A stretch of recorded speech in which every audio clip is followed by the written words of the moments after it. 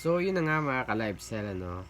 Marami na namang mga online reading application platform ang na-raid ng NBI, ano. So, mapapanood nyo yung kabuang video doon sa 24 oras, ano.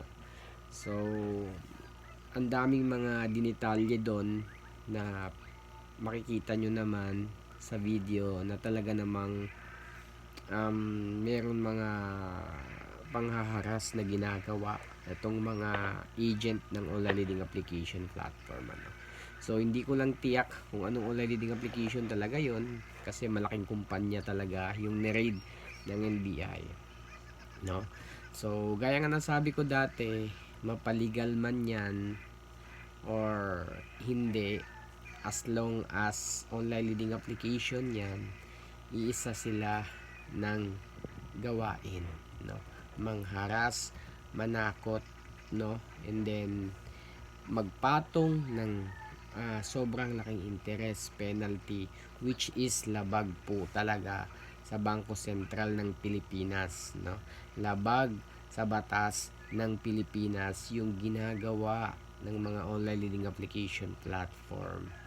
Kung kaya naman, kung isa ka sa mga nabiktima ng online reading application na until now ginagago, hinaharas ng mga agent, no, meron ding mga third party na yung kumukontak sa'yo, alam mo na yung gagawin mo mga ka-lifestyle, no. Huwag po kayong magpa-stress, huwag po kayong magpadala sa takot, no, dahil unang-una nabanggit na po sa batas na walang pwedeng makulong, no, pero merong pero po, no.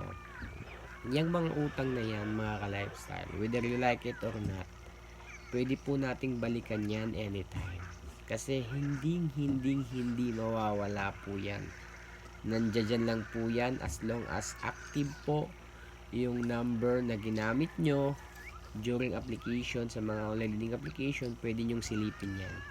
Yun nga lang, yung ibang online leading application platform talaga, hindi natin mapigilan yung pagtaas nung total amount na babayaran natin, kasi every due po pumapatong yung interest penalty. Meron din namang iba na nag-close na talaga totally. Kumbaga, kung ano yung kabuuan, yun lang talaga yung hanggang doon na lang. Not like sa iba na talaga namang, like for example, ano, itong si Home Credit, no, na talaga namang hindi mo talaga mapigilan, ano. Lalaki at lalaki talaga yung kabuwang bayarin mo, no. Merong ipapatong talaga nila yung interest and then penalty, which is hindi na kayang habulin o bayaran ng iba nating mga kababayan, ano.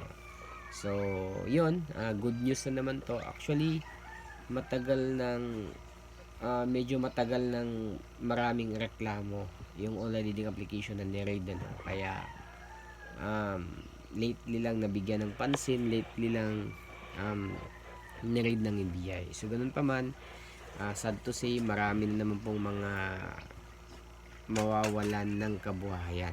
Kasi imagine, no, ang daming mga agent, no, ang daming agent na nabulaga talaga during that time, ano. Labag man sa kalooban ng NBI na hulihin silang lahat, pananagutan po talaga nila yon, kasi ang daming mga concrete evidence na nakalap during raid, ano. Marami na rin mga complaints yon, kaya naman masasabing legal din yung kanilang pag-grade that time. So again, for further information regarding sa online leading application platform na na-raid, you can check the news na lang, ano, kasi para ma-secure nyo rin or masilip nyo rin kung ano yung online, baka kabilang yung mga online leading application na pinoproblema nyo ngayon doon sa na-raid, ano. Again, isa lang po talaga yung payo ko, no, sa lahat mo ng mga na-stress na dahil sa online dating application, dahil walang ipambabayad, and then yung iba natatakot. na baka mabisita, I mean puntahan, huwag po kayo matakot, kasi marami na pong nagpapatunay na hanggang diyan lang yung kanilang pagbabanta, hanggang diyan lang yung kanilang pananakot, pagbabanta sa kanilang mga kliyente, no? So, kahit ilang taon na yung online leading application yung hindi nababayaran, hindi pwede na makulong agad, So, hanggang small claims lang. Pag sinabing small claims, wala pong pagkakakulong na mangyayari. No, merong agreement lang, So, pero hindi na po pag-aaksayahan ng mga online leading application company yung mga ng kakarampot na utang natin, imagine, napakarami natin, napakarami nating hindi na nakakabayad. Don't tell me iisa-isay nila yan, so sa ganung way, medyo um, mas malulugi sila ng husto, no? Kasi imagine, don't tell me walang bayad yung mga attorneys fee, ganyan. So wala po tayong dapat ikabahala, no? Mapa-home credit man yan, mapa-online leading application man yan, ganun din. Ganun, iisa lang yung kanilang mga ano tawag dito, sistema, no? Na nanggugulang. So, baka meron naman mag-comment dyan, utang tapos hindi daw babayaran, So, like what I've said dati, hindi naman kasi sa lahat ng panahon, no? Maganda yung history natin, um,